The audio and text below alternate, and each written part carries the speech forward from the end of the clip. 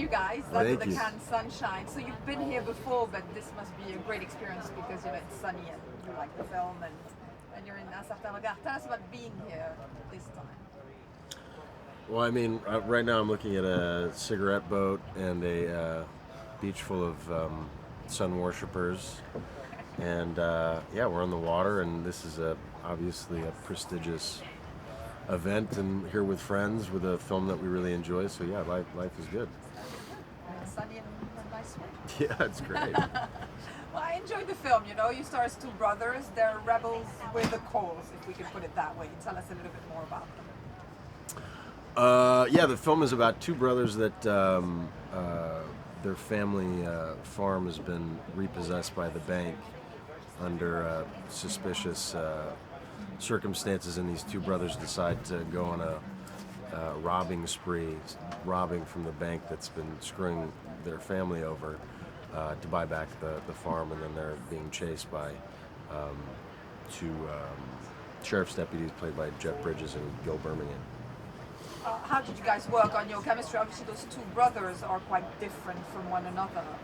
They have different perceptions on life.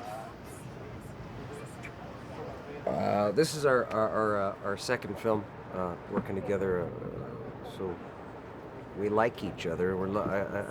I couldn't imagine doing this film with anybody else playing my brother. So it's yeah, this was a joy to build with Chris.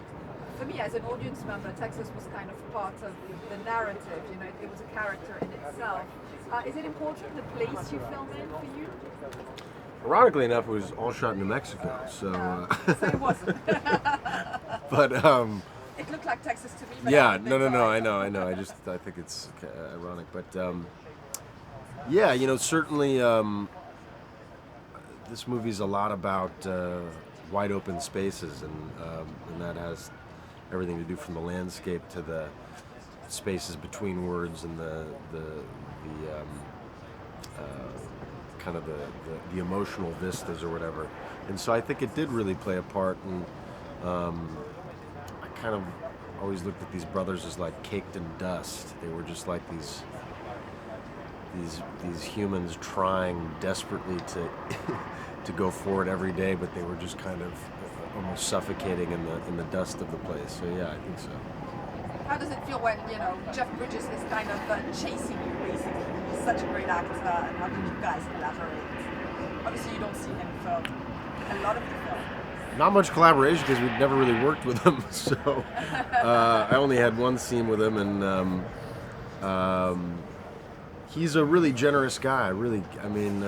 He's everything you want Jeff Bridges to be, essentially. That's the best way to describe him. He's open and caring and honest and giving, and loves to explore and get in the muck, and it was a great pleasure. For both of you guys, what determines a choice of a project? What is the most important thing or things? Yeah. Can we take this? Does it feel? Yeah. Does it feel? Can you shake it upon reading it? Does it stay with you? And if it's something that I was actually looking to take some time off from make-believing when I read this script, and I read it in one sitting, threw it down, and started cursing because it was so damn good. And I knew that I couldn't let this one go. Yeah, it was Blacklist good, which is always a good point for it. Blacklist good is good. Yeah, Blacklist Yeah, good. Sheridan wrote a hell of a script. It's muscular, it's poetic, it's simple, or deceptively simple. It talks about very current issues, particularly within the housing market back in the States, all the while being a 70s throwback. Yeah. So it's kind of everything that I'm drawn to as a cinema goer. And for you, the ratio between the blockbusters that you're part of and the auteur films that you are, how do you choose that carefully in terms of how many you do each? Aggressive nudity. Aggressive nudity always. It's the pleasure of the audience. There's no. It's not a.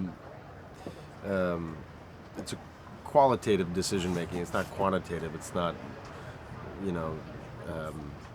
It's not science. It's you pick stuff that kind of moves you, as Ben said, and I think actually Ben makes a great point. It's usually something that sticks with you in some way that you a couple of days later come back to thinking about, or you put down and you have to pause for 10 minutes just to process it. And it's after you read so much, your radar is pretty keen and aware, and you just know, but yeah, if the then what? There's also like, do you need to pay rent or not? Yeah, So there's that too. If you need an extra Oh, pavilion espresso! Can I get one of those? you will, because I have to go anyway, so you'll be able to request it.